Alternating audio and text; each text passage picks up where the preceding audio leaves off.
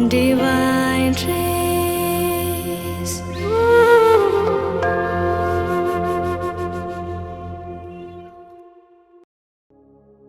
हर mobile notification से ज़्यादा ज़रूरी है माता पिता का प्यार, एहसास और अपनेपन से ओतप्रोत एक स्नेह भरी नज़र।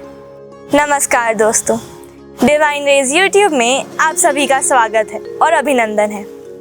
मैं हूं जेनेसा विंसेंट नॉमनिक, आपकी दोस्त। आशा करती हूं कि आप सभी स्वस्थ, खुश और मंगलमय होंगे। आज मैं आपके लिए लेकर आई हूं एक सुंदर सी कहानी। कहानी का शीर्षक है मोबाइल की स्क्रीन और माँ की आंखें। आइए सुनते हैं। अमन नाम का एक सज्जन था। वह अपने माता पिता का इकलौता पुत्र था। वह एक मल्टीनेशनल कंपनी में काम करता था। उसकी अच्छी तनख्वाह थी, बड़ी और शानदार गाड़ी थी। दुनिया से जुड़े रहने के लिए हर वक्त मोबाइल हाथ में रहता था, लेकिन उस स्क्रीन के पीछे एक सच्चाई छिपी थी। वो धीरे धीरे अपने ही माँ बाप से दूर होता जा रहा था। अमन की जिंदगी एक रूटीन बन चुकी थी। सुबह उठना, ऑफिस जाना, देर रात लौटना और फिर हाथ में मोबाइल लेकर बिस्तर पर गिर जाना। घर में माँ से सिर्फ चंद शब्दों में बातें होती थी, जैसे खाना लगा दो, चाय बना दो और फोन चार्ज में लगा दो। पिताजी से तो दिन में एक दो बार ही बात होती थी, जैसे जा रहा हूँ, आता हूँ, फोन क्यों किया था आदि। घर में माँ हर सुबह उसके लिए नाश्ता बनाती। पापा अखबार पढ़ते हुए उसका इंतजार करते कि शायद बेटा एक कप चाय उनके साथ पी ले। पर अमन का दिन शुरू होता था मोबाइल की स्क्रीन स्क्रॉल करते हुए और ख़त्म होता था ईयरफोन कान में लगाए। उसने महसूस ही नहीं किया कि माँ की आंखें अब उतनी चमकती नहीं और पापा की आवाज़ में वो जोश नहीं रहा। एक दिन अचानक माँ की तबीयत खराब हो गई। उनके शरीर में तापमान था, बुखार था, सिर दर्द था, पर बेटे को क्या, वो मोबाइल में बिजी था। माँ बार बार देखती रही कि शायद बेटा पूछे, माँ कैसी हो, पर उसकी आंखें तो मोबाइल की स्क्रीन में उलझी थी।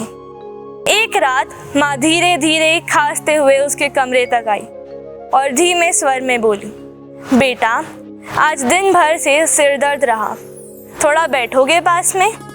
अमन ने बिना आंखें हटाए जवाब दिया, माँ बहुत काम है, बाद में। माँ चुपचाप लौट गई, लेकिन उनकी आंखों में वो खामोशी थी जो किसी चीख से भी ज्यादा तेज लगती है। अगली सुबह माँ बेहोश मिली। पापा कांपते हुए बोले, रात भर माँ उठती रही, शायद तेरा नाम भी लिया। अमन के पैरों के नीचे से जमीन खिसक गई।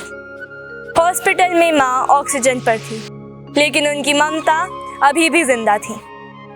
बेहोशी में भी होठ फुसफुसा रहे थे, अमन को खाना खिला देना। अमन की आंखों से आंसू बहने लगे। पहली बार उसने महसूस किया कि वो किस दुनिया में खो गया था, जहां फॉलोअर्स की गिनती थी लेकिन माँ की धड़कनों की कोई कीमत नहीं थी। डॉक्टर बोले, थोड़ा पहले आते तो बहुत कुछ बचाया जा सकता था। उस दिन अमन ने मोबाइल बंद किया, माँ का हाथ पकड़ा और धीमे से बोला, माँ अब मैं यहीं हूँ। माँ की आंखें खुली और जो मुस्कान उनके चेहरे पर आई उसने अमन को सारी जिंदगी के लिए बदल दिया। उस दिन पहली बार अमन ने बिना मोबाइल के माता पिता के साथ खाना खाया, उनकी बातें सुनी और एहसास हुआ कि असली कनेक्शन तो घर में है, नॉट इन वाईफाई में नहीं, व्हाट्सएप में नहीं, रील्स में नहीं, बट असली कनेक्शन तो लव, टाइम और रिस्पेक्ट में है। दोस्तों, इस बात से हम भली भांति परिचित हैं कि आज के डिजिटल युग में मोबाइल फ़ोन हमारी ज़िंदगी का अहम हिस्सा बन चुका है, लेकिन इसकी लत हमारी निजी लाइफ और रिश्तों को प्रभावित करती है। इसका कईयों को ख्याल नहीं। हमें हमारे सेंस में आना होगा, असली ज़िंदगी से फिर से नाता जोड़ना होगा।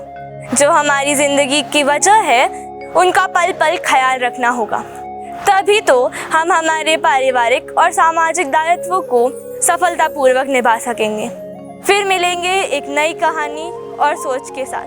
तब तक के लिए नमस्कार।